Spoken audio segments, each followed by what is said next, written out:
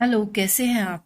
आज मैं आपको चाइल्डहुड एंड ग्रोइंग अप का सेशनल बता रही हूँ और हमारा टॉपिक है collecting and analysing statistics on the girl child with reference to gender ratio.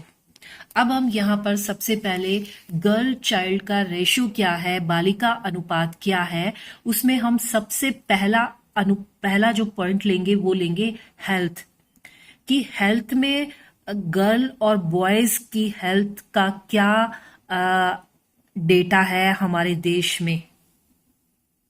तो सबसे पहला हमारा पॉइंट है स्वास्थ्य। स्वास्थ्य में भी हम ये बताएंगे कि हमारे देश में लड़कों के मुकाबले लड़कियों की मृत्यु दर बहुत ज्यादा है। लड़के अधिक समय तक जीवित रहते हैं, लड़कियां जो है पैदा होने के कुछ समय के बाद उनकी मृत्यु हो जाती है। तो ये रेशो हम सबसे पहले यहाँ बताएंगे। ये पूरा हमने हेल्थ के बारे में बताया है, लड़का और लड़की के बारे में। और उसके पश्चात हमने चाइल्ड सेफ्टी का डेटा इकट्ठा किया है, बाल सुरक्षा के बारे में, कि बलात्कार के मामले में भी जो है वही स्थिति है, सेम है। और जो हमने 15 से 49 और 15 से 49 आयु वर्ग की जो महिला है उनके बारे में बताया है, 5 से 14 वर्ष की महिलाओं के बारे में बताया है कि हमारे देश में जो है लड़कियां सुरक्षित नहीं हैं।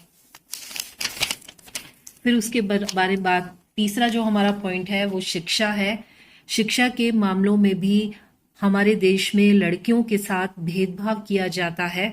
लड़कियां अधिकतर उच्च शिक्षा से वंचित रहती हैं, वो शिक्षा प्राप्त नहीं कर पाती, उनकी शिक्षा को छुड़वा दिया जाता है।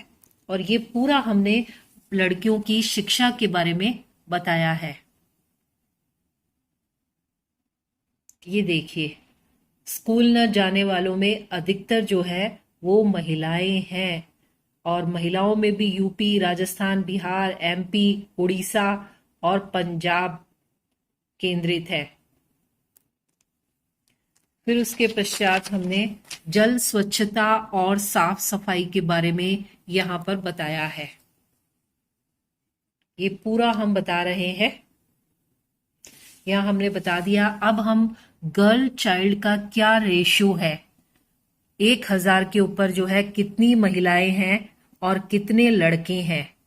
ये हमने जैसे कि 1000 बॉय है, तो अगर यदि हम 1981 में देखें तो 1000 पर 962 लड़कियां।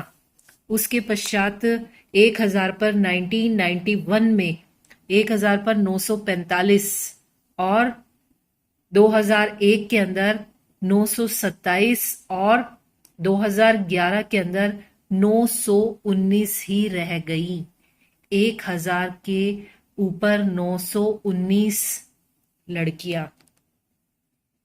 ये रेशो बताया है हमने। अब बालिकाओं में शिक्षा के प्रसार और उन्मूलन के बारे में हम बता रहे हैं कि ग्रामीण क्षेत्र से लेकर शहरी क्षेत्र तक शिक्षा का प्रचार प्रसार किया जाए, अभिभावकों से संपर्क किया जाए और संपूर्ण प्रदेश के अंदर शिक्षा निशुल्क हो, तब बालिकाओं में शिक्षा का प्रसार होगा। ये देखिए, घर घर जाकर नामांकन होना चाहिए, सह शिक्षा को लोकप्रिय बनाया जाए, प्राथमिक विद्यालय अधिक से अधिक हो, महिला शिक्षिकाओं को आधा प्रशिक्षण दिया जाए, और ग्रामीण क्षेत्रों तक भी महिला शिक्षिकाओं की नियुक्ति की जाए। फिर उसके पश्चात हमने लैंगिक संवेदनशीलता के बारे में बताया है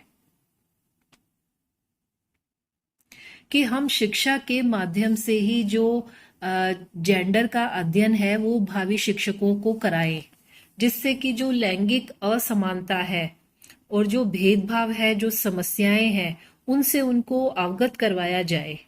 ये बहुत जरूरी है। देखिए आप,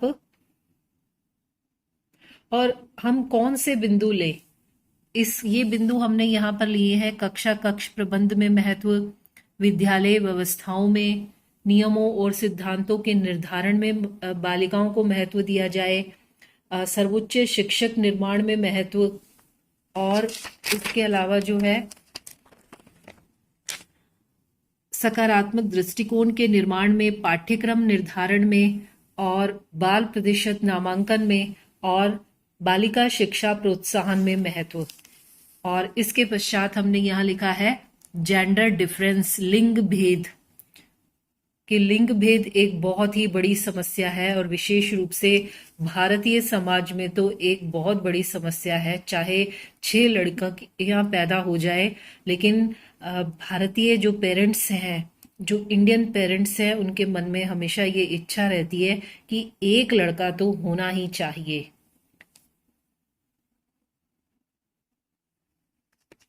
तो ये भेदभाव जो है जन्म के साथ ही शुरू हो जाता है।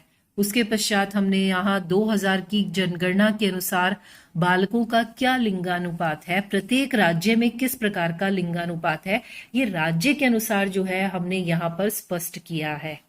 सभी राज्य और केंद्र प्रशासित प्रदेश हमने लिख लिए हैं। जैसे देखिए कि राज्य, केंद्र प्रशासित प्रदेश और बाल लिंगानुपात हमने लिखा है यहाँ पर 2001 और 2011 की जनगणना के अनुसार, और यहाँ पर जो है हमने सारे राज्य लिखे हैं। ये देखिए, ये सारा जो है हम यहाँ पर ये लिख रहे हैं कि 2001 के अंदर क्या है और 2011 के अंदर क्या है। जनगणना हम बता रहे हैं। और इसी प्रकार से ये हमने आगे समस्त राज्यों के बारे में लिख रहे हैं, और ये डेटा आपको नेट पर मिल जाएगा। मैंने आपको बताया है कि आपको सेशनल में क्या क्या लिखना है, किस प्रकार से लिखना है, और मुझे विश्वास है कि आप अपने काम को बहुत ही अच्छे तरह से करेंगे। Thank you.